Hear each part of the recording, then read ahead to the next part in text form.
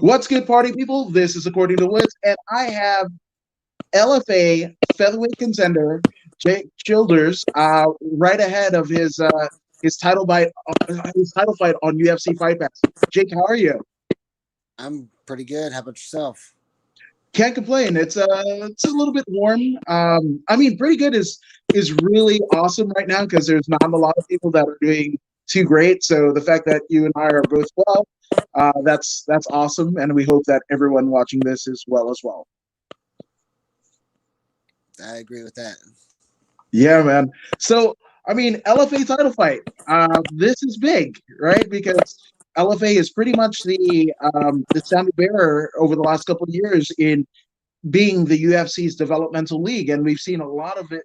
Their title holders, as well as just fighters who have fought for their promotion, that have gone on to bigger lights and bigger stages in the UFC and Bellator and what have you. So, what does this title fight mean to you? Like I said, I think it's a pretty big thing. Like I said, it's everybody wants to have that title and everything like that and go after it. So, like I said, as long as I hold that strap and keep defending it, then I feel like in the long run that the UFC can't deny me to be there. Absolutely. Now, my goodness, you are 8-0 as a pro. That's so not only are you taking this title fight in amazing fashion, but you also have a title yourself, in being undefeated as a professional MMA fighter. Does that play into any of your preparation, or is it just a number? It's kind of just a number to me. As an amateur, I have lost before, so I feel like I'm not 100% undefeated. So, like I said, when I go out there, I just take it at one fight at a time and just keep pushing. And just like I said, I have that experience of knowing like the loss and everything like that. So that pushes me a little bit harder, so I don't have to lose that O and everything in the long run. Absolutely. Now, my goodness, I mean, I have to say, after watching your fights, man, you've got such a, it's not an odd stance, but it's a perfect fight stance that works for you. And I don't see a lot of uh, fighters that kind of inhabit that.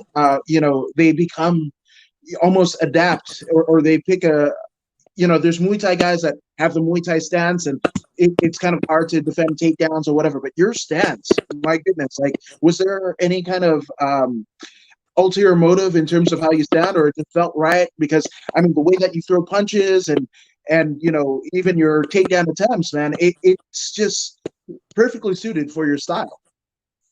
Like I said, I'm not really sure. Like I said, like you said, it's kind of just something that kind of worked for me. I kind of got my wrestling stance at one portion. It kind of felt comfortable. So then, like, I knew I was going to box, so I switched it up. And, like, I just felt like the kicks weren't working as great. And then the more I, like I said, stand southpaw, it just felt like really comfortable to me and everything. And then, yeah, with the punches and everything like that, a lot of people tell me that I have, like, awkward punches and angles and always get them and everything like that. But it just, I'm not really sure. It's just something that's always worked for me and kind of just, like I said, it just kind of works for the way I fight. As it's just a weird thing. No, and the proof is in the pudding. I mean, 8 wins as a pro, a long amateur career, and it's brought you to the promised land as we head into this LFA fight, in on Friday essentially. Definitely, like I said, I'm so excited and everything like that to just show more and everything like that. Like I said, my last couple of fights, I haven't been able to really get out there and do a lot because they've been a little bit faster. So I'm excited to actually go out there and just actually do a little bit more time and show what I'm capable of. No, for sure, because your LFA, your last in the LFA was an 8-second KO, which I mean, it just shows how forward thinking that you are as a fighter. Because I mean, early on, I mean, you hit him with a vicious knee to his chin, and he went out, but you went straight for the choke. It's just automatic with you, which is amazing. But in that 8-second deal, you had a lot more in the tank. Yeah, my thing has always been kind of submissions in the long run. So like I wish I kind of would have pushed him and he would have fell back. It probably would have been a better KO, but it's just something about me when I just get a hold of a neck and he kind of felt like he was still in on me. I'm just gonna squeeze and I'm gonna go for it no matter what. Rather if I think you're out or if I don't know if you're out or what and everything like that. Like if I'm just gonna squeeze until the ref pulls me off. Like that's just the way I play. No, and it definitely worked. I mean, it made the highlight reel on Access TV, the former home of LFA. The video went viral because I mean, it's literally like the perfect fight footage that you need for Instagram and social media. You can just show it and send it to your friends, and bam, there it is. Wham, bam, thank you, man.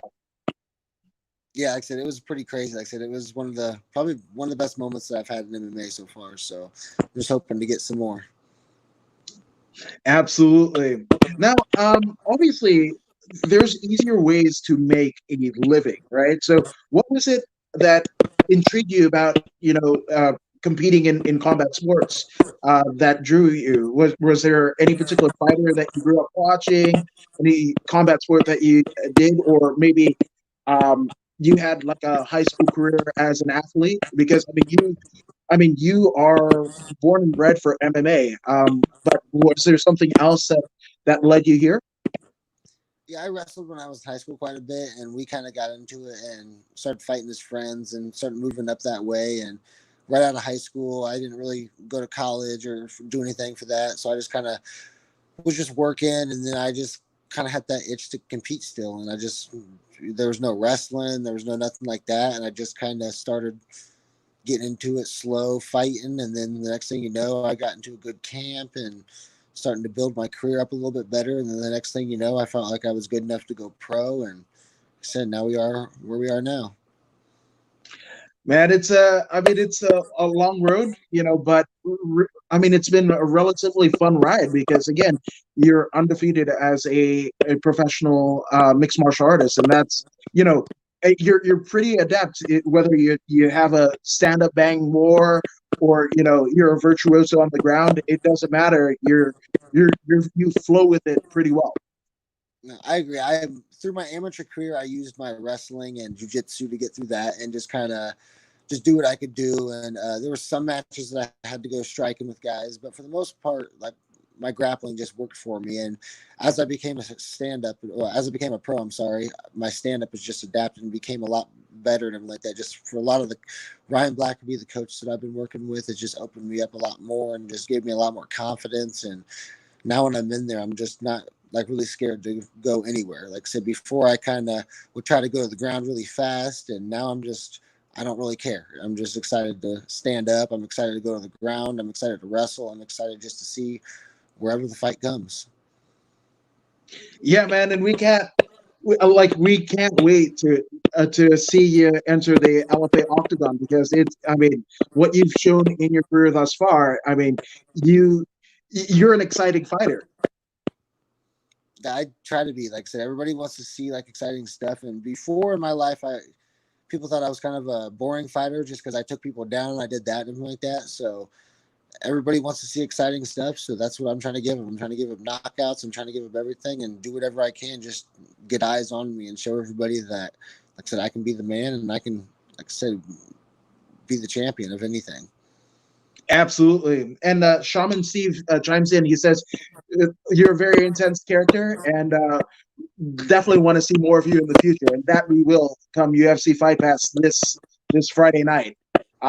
So it's amazing. Now, one of the things that I've noticed about you, I mean, obviously, it really stands true with a lot of fighters, but you in particular, your gym that you train out of, uh, the Central Illinois, Combat. combat team, yeah, combat club.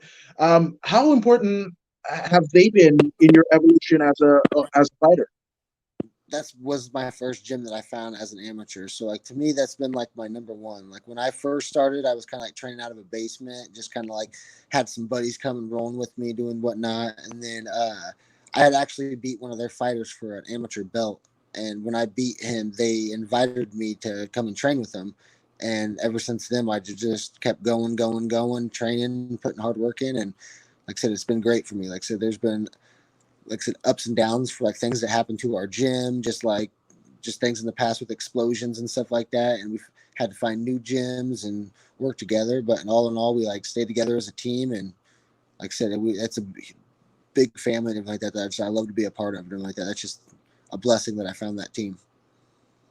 Yeah, it's funny. You kind of bring up one of like my favorite part. No matter what fight it is, amateur, pro, UFC or not, my favorite part of every fight is after when the hands are raised and what have you, and the teams get together and just share this mutual admiration of each other. Obviously, there are times where it gets a little bit more heated and that exchange doesn't happen, but when that exchange happens, it just kind of shows how close knit our community is. And a lot of times, especially in your case, where you have either cross training or fighters will, end up training at their opponent's gym just because there's different looks that you can get that you might not have, going into the cage that you kind of feel like you need that particular gym, that particular trainer, that particular coach might be able to fill.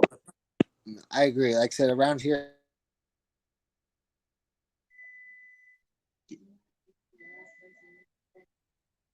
with and do stuff like that. So, like I said, the gyms around here are kind of limited unless you know like the right people. And so, once you find the right places, it's important to stick with those people. And like I said, just keep them around. No, 100%. And again, the proof is in the pudding.